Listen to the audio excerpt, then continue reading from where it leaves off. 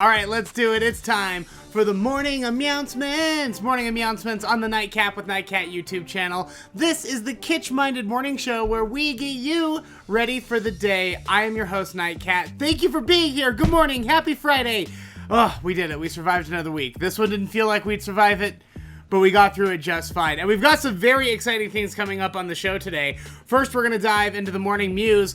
The CDC says no more masks. I'm going to tell you what that actually means, and I'm very, very excited. No more masks for vaccinated people. We'll get into that. And then we're going to dive into the book of unusual knowledge. I'm going to share with you some sportsball stories. I know, me, sportsball, but I found a list of weird sportsball injuries in the book of unusual knowledge, and I was like, well, we got to talk about these sportsball injuries, because they're all kind of a little bit funny, a little bit. Sorry, it's a little bit funny when people get hurt. I don't know what to tell you.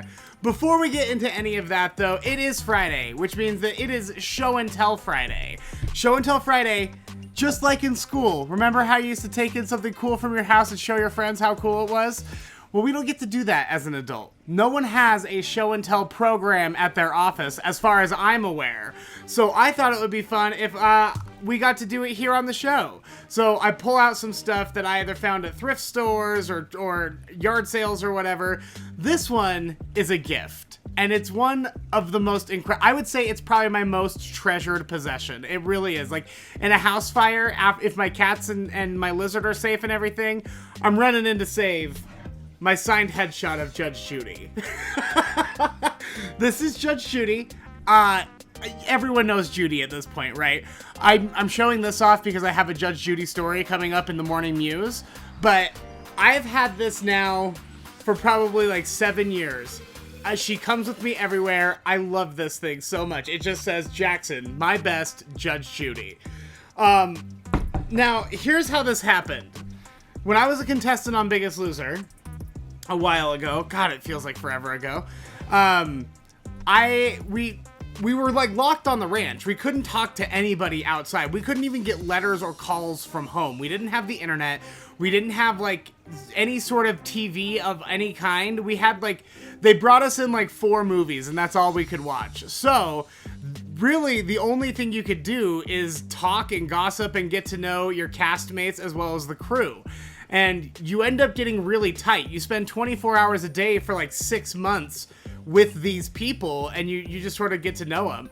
Well, one of these people, her name is Casey. I love Casey.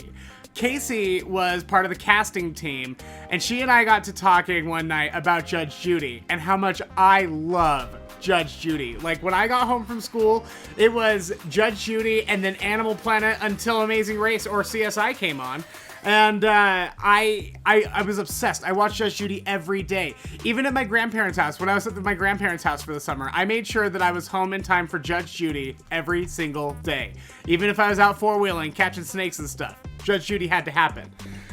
So anyway, Casey, after Biggest Loser, obviously you gotta go find work on a new show. She found work on a new Judge Judy show called Hot Bench. Now, Judy's not on that one. It's 3 judges. It's a court show with 3 judges, and they all, have their ruling or whatever.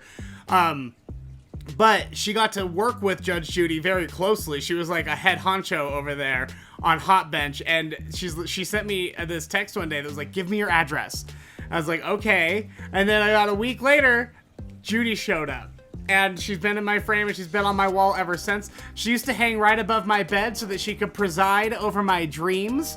But now she hangs up on the wall with the other famous ladies. I have other famous lady autographs and she hangs up there with them. So, Judge Judy, God, I love her so much. And that is the Show and Tell Friday for today. Isn't she great? God, she's the best. She's crazy. Anyway, I've got a Judge Judy story coming up in the Morning Mews. So why don't we just get into it? It's time for the Morning Mews. The Morning Mews is a part of the show where I go through the top pop culture headlines. I tell you what's going on so you got stuff to talk about when you go to school and work. And I want to start in the great state of Florida. Florida. At some point, we just gotta let them secede, right? Just let them be their own thing. This is crazy. A Florida man was walking his dog down the sidewalk next to a pond or a lake of some kind, and this puppy is 8 months old. It's a chocolate lab puppy. Suddenly, an alligator launches out of the pond, grabs the dog, takes him into the lake. So at that point, I would be in hysterics. Like, I'd be on the ground screaming and crying and begging for my dog to come back. This guy, because Floridians are built different. I know everyone says that they're built different. Like, that's a bodybuilding thing. Like, ooh, look at my big body. I'm built different. It's like, nah, you're still just a can of meat. That's all. You're a can of meat just like me. If you get into a car accident, boom. That's it for us.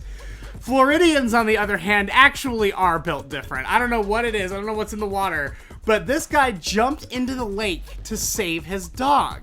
So the gator starts death rolling the dog, like really trying to eat him for lunch. Mike, his name is, he jumps in, gets the gator into his hands and jams a thumb into his eye. So he jams a thumb into this gator's eye, and then he lifts the gator up out of the water, and all of that eye jamming and water lifting drops the dog. Dog swims off to shore to safety. Well, since he doesn't have a dog in his mouth anymore, he turns around, he bites Mike's hand. The dog and Mike both needed stitches, but they both got out of the lake okay, and they are on the mend. That poor dog, I'll tell you, I watched a news clip of him, and that dog comes barreling out at the news camera. He's so excited to see people, but he has a cone, and he's got bald patches and stitches all over his body, but it didn't let him slow him down. He came right out. He's like, hey, there's people here. Hi. I love labs. Doesn't matter if they just got attacked by an alligator. They'll come out to greet everybody. Labs are the best dogs. All right, let's see what else we got. Judge Judy. Okay, we've already had a lot of Judge Judy appreciation on this show this morning, but we're going to keep it going. Judge Judy is ending her show after 25 years. That news broke, I think, last year. And she's been doing some, wrapping it up, putting a bow on the series. And she's been doing some interviews kind of talking about how she got to where she is today. In one of those interviews, they asked her how she got her massive salary. That girl's getting paid like $50 million a season, almost $60 million a season, to make Judge Judy. And they're like, how did you get that? Because notoriously, like, not every TV personality gets that. I can't imagine, Jenny Jones was ever pulling in that kind of money every season. And she talked about how she went into the company after they had gotten Judy on the air and it was going really well. She walked into them and she goes, I want you to start treating me like a partner. Stop treating me like a paid employee. I am your partner. I created this. And the reality is, this is my favorite part. She went in and negotiated hard. She goes in and she's just like, listen. Everyone loves Judge Judy. The thing is, I can make this show without you. You cannot make this show without me. I can take Judy Scheindland anywhere and be successful. You need me. So, instead of doing that, how's about we work out a deal where I get a profit share of this show, and we both can cash in on the stuff, on this gift that we've been given. And that worked, man. They gave her the raise immediately, and she has just been one rich lady forever. Ugh, that girl knows how to hustle. I love her. Judy! I try to embody the spirit of Judy at all times. I want to be mean and rich, just like Judy. All right, and finally, this is like the most exciting news I think I've heard in a really long time. The CDC has announced that it is fully... Oh, all right, hold on. Come here. Ugh. He's acting up. He's bumping the camera and being really annoying. Hi, Freddy. Hello, say hello to the people. Hi. Oh, I know. Hi, buddy.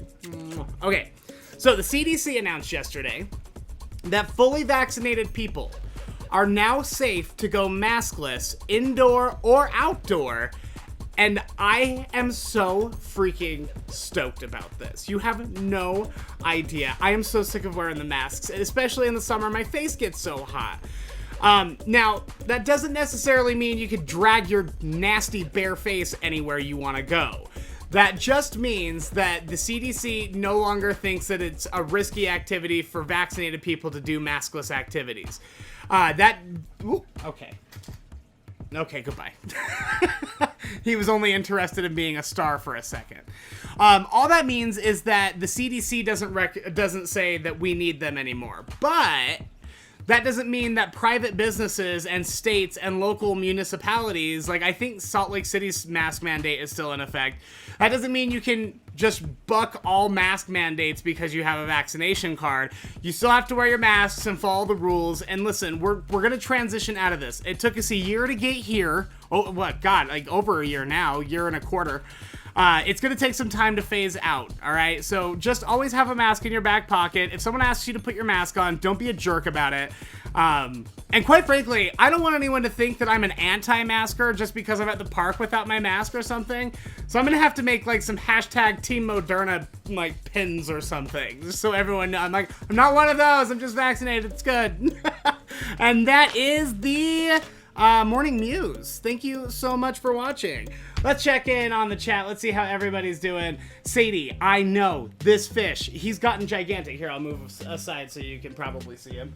Nope, he's gonna hide right behind the microphone. Ah, there he is. Oh, he's gigantic. That's Cosmo. He is very aggressive. I didn't expect him to be because he's a goldfish. And they're like, goldfish are peaceful, it's fine. No, he's very aggressive. He splashes water at me all the time. He's always like looking to fight me through the glass. He's killed a couple fish in there, which I was very, very, very sad and shocked about, because I got a goldfish specifically because they're peace-loving creatures. Not this guy. This guy wakes up every day and chooses violence. He's a monster. So yeah, hi Sadie. Hi Marissa. Hi Corinne. Hi, Sadie. Happy Friday to you. Lindy, Zizor, Erica, Katie. Hello, hello. Brent, I have a setup to show a different Lego minifigure every day on my webcam for work. So I kind of do show and tell every day. That's awesome. What do you do for work? Are you like a Lego builder for work or what? I do like the idea of a Lego minifigure stream. That's kind of fun. Put your link in the chat or in the comments so I can go look at it. Oh yeah, Katie, when I got this Judy picture in the mail, I had no idea what she was sending me. I had no clue. And then I opened it and I peed a little bit. I almost died. My spirit left my body for a second and then came back in. I was like, well, if I'm dead, I can't enjoy my Judy picture, can I? Good morning, Doggone T. Good morning, Mindy. And good morning, Marsha. Oh, it's so good. If you haven't read Judge Judy's books, like, they're actually pretty good too. She's got one that's called Don't Pee on My Leg and Tell Me It's Raining. And there's another one that's called Beauty Fades, Stupid is Forever. Anyway, very interesting stuff. I think she's just a fascinating lady. I don't agree with her on everything, I'll tell you. She and I have, different political ideals and we have different ideas. But I'm not gonna sit here and trash her. You gotta respect Judy for what that's a hustle. That's a Judy hustle. All right, well, good morning. I'm so happy to see you all. Before we continue, I want to quickly plug our Patreon, patreon.com/nightcatshow. Judge Judy would love if you gave me a salary that matched hers. She told me all about it. What was that? Yeah, she thinks that you should join the Patreon too. You can join the Patreon at 2 tiers. There's a $3 tier and a $5 tier. That is a monthly contribution that gets made directly into the Nightcat account. I take that money and I do things like fix up the fish. I get new studio lights. We have caterpillars. I have something new. Oh, do I show you? Okay, hold on just a second. I wasn't gonna show you today, but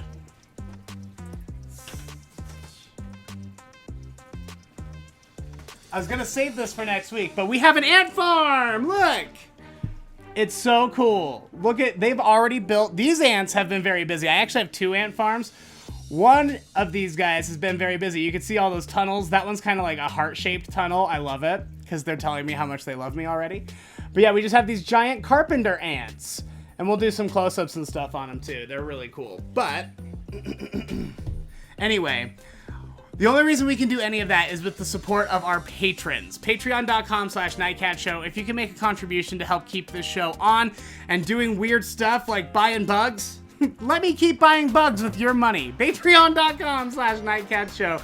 Thank you so much in advance, and thank you to everyone who's already a patron. I know a lot of you watch the Morning Announcements, and I am just always so grateful for your help. You're the best. And I think that means it's time for us to get into the book of unusual knowledge. Unusual knowledge. All right. you know how I feel about sportscatball. I don't love the sportscatball. I've never really enjoyed sitting down and watching any sportscatball event, the basketball, the golf, the hockey, the whatever. But it's a little bit funny when people get hurt.